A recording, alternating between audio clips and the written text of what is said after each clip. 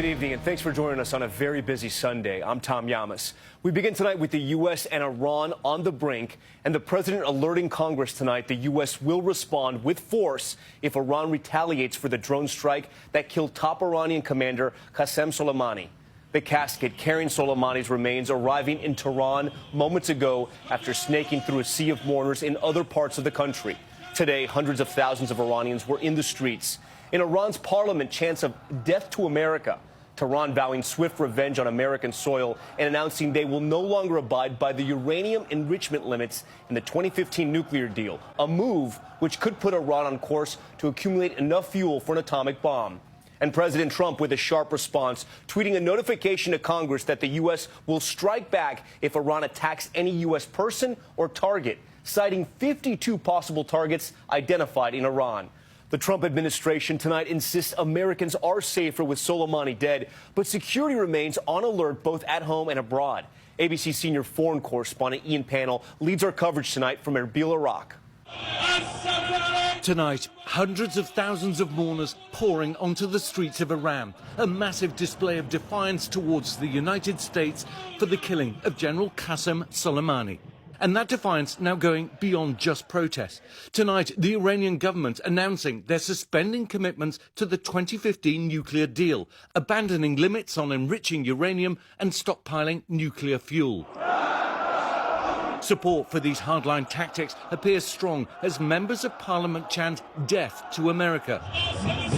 And in the streets, as Soleimani's casket is paraded around the country for 3 days, his supporters holding portraits of him, pounding their chests in anger and grief. The leader of Iranian-backed Hezbollah saying American soldiers and officers will be going home in coffins. Soleimani's daughter making a televised plea with Hezbollah to take revenge for the blood of her father, while Secretary of State Mike Pompeo telling this week the world is now safer without Soleimani. This was a bad guy. We took him off the playing field, and that's important because this was the fellow who was the glue, who was conducting active plotting. American officials claiming they had intelligence he was going to carry out acts that would cost American lives. It's impossible to overstate the significance of the attack that takes out Qasem Soleimani. This is bigger than bin Laden. It's bigger than Baghdadi. President Trump now responding to Iran's threats of vengeance, tweeting, Iran itself will be hit very fast and very hard. The USA wants no more threats. The president saying the US has 52 targeted Iranian sites, one for each of the 52 Americans taken hostage in 1979. Trump even threatening to hit Iranian cultural sites. As you know, the Geneva Conventions outlaw attacks on cultural objects and places of worship.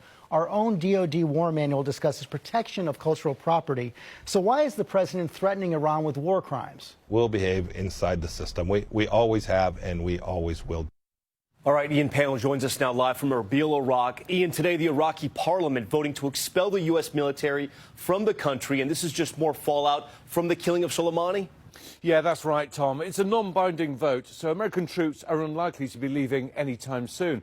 But it's really important as it shows the level of anger here. And tonight, another sign of that fallout. 3 rockets fired into the green zone near the U.S. Embassy. No injuries reported, but the question tonight is how far this will escalate.